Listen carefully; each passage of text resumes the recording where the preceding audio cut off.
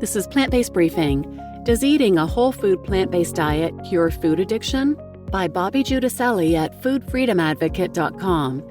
And I'm Marian Erickson, host of this curated content plant-based podcast, where I narrate a variety of articles on plant-based, compassionate, and eco-friendly living with permission in about 10 minutes or less every weekday.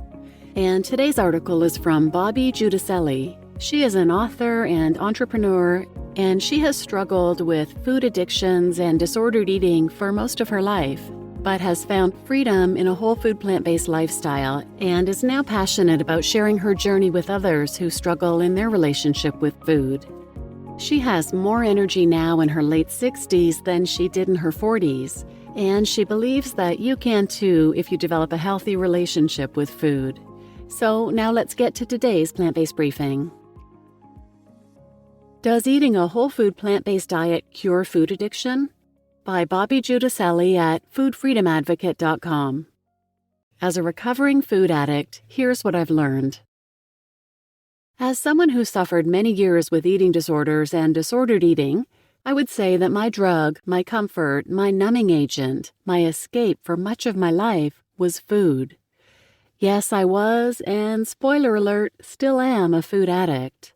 For the purposes of this discussion, let's define addiction as a drive to use a substance inappropriately, in this case food, or have a behavior, i.e. gambling, that seems so strong as to be out of our control. In the case of food addictions, the behavior part is more an ingrained habit than an addiction. So yes, historically, I was an out-of-control food addict for many decades. 10+ years ago, I started on a journey that is chronicled in my book, Freedom from a Toxic Relationship with Food, a journey that will give you your life back. My journey led me to eat whole food plant-based and adopt a vegan lifestyle. Experiencing my own health challenges and witnessing the health challenges of close family and friends was the catalyst for me to even consider the deep dive into research and the drastic changes I made in my life.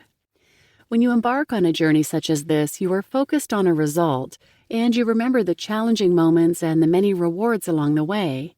What you don't do is a deep dive into how the process affects your psyche.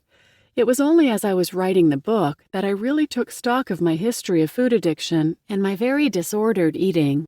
The benefits of my journey to a wonderful relationship with food were sustained weight loss, 20 to 25 pounds, which is more than the 10 to 15 extra pounds I always complained about, much less joint pain due to reduced inflammation, mental clarity, better sleep, confidence that I have much less risk of diseases that other family members had suffered from, such as cancer, dementia, heart disease, etc., more energy, more peace around food. I created a loving relationship with food, and the gratification that my choices are good for animals and the planet.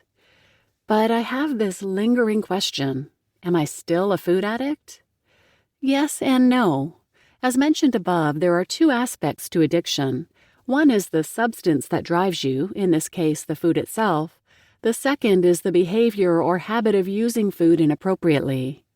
Let's unpack this conversation. 1.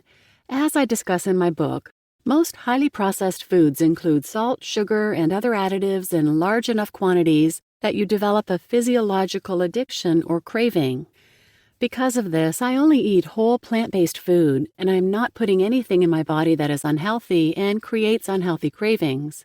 The more you eat, the more you want.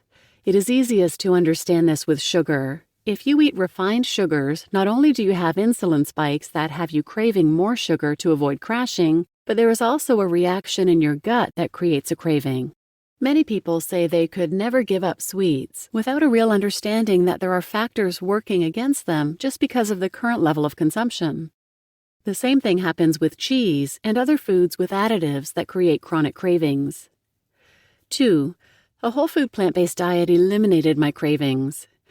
I was all too familiar with these cravings and often felt completely out of control around certain foods.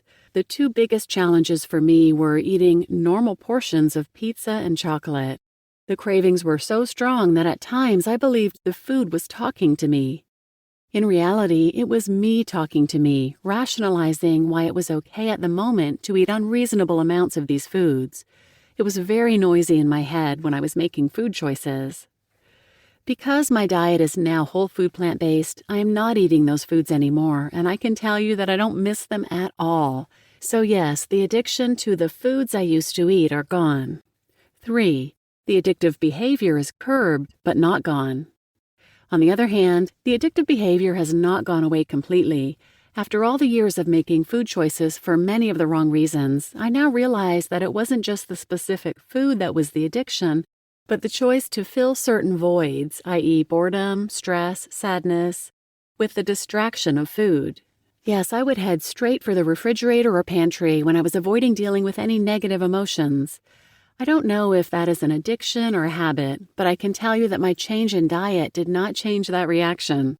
I still find myself heading to the kitchen at times when I'm avoiding something, but it is different.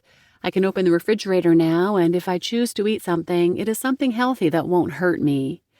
Another thing that is different is that sometimes I'll look in the pantry in these moments, and because there's no junk food that I have a strong craving for, I'll catch myself and be able to ask myself, am I really hungry? And more often than not, I will realize I am not, and either quit avoiding or just find another healthier distraction. And number 4, recognizing when to stop, feeling full and satisfied. Another behavior that was part of my food addiction was that I would completely ignore the signal that I am satisfied or even full when eating. I would eat knowing I was no longer hungry and at times even painfully full. I rarely do that now, but if I do on occasion, with a whole food plant-based diet, my body digests much of the plant foods more quickly and more efficiently, so I'm not going to bed in pain ever. Yes, I do believe that a whole food plant-based diet is the cure to a food addiction. It also offers so much more to the quality of life and the health we all deserve to choose to have. But that is another story you'll get more of in my book. You just listened to Does Eating a Whole Food Plant-Based Diet Cure Food Addiction? By Bobbi Guidicelli at foodfreedomadvocate.com. And I'm your host, Marian Erickson. And please share this episode with anyone who might benefit, and thanks for listening.